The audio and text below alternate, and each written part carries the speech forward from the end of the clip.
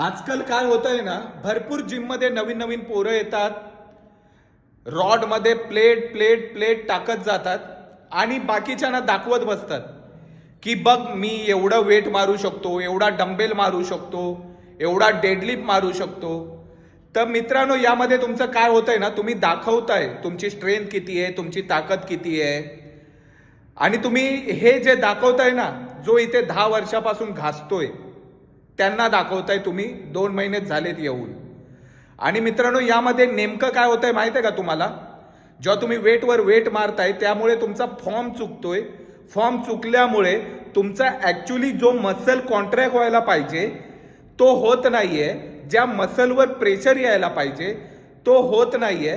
त्यामुळे तुम्ही कितीही वेट टाकून मारलं ना, तुमचा तो फॉर्म चुकीचा असल्यामुळे तुमचा तो सेटच पूर्ण चुकीचाच जातोय, त्याचा काही उपयोग होत नाहीये.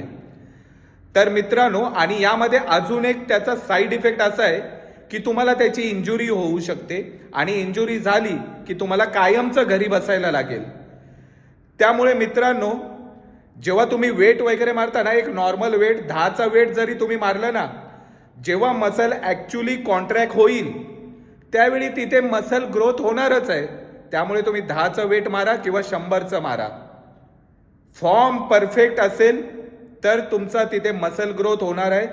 तो मसल तुम्हाला नेक्स्ट डे किंवा नेक्स्ट वीकमध्ये थोडासा त्यामध्ये चेंजेस होणारच आहेत.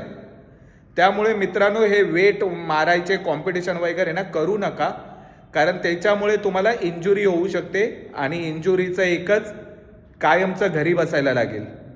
त्यामुळे मित्रांनो, यायचं, नॉर्मल वेट मारायचं, प्रॉपर डाएट ठेवायचा, तुम्हाला पाहिजे तशी बॉडी त्या वेटमध्ये पण बनते.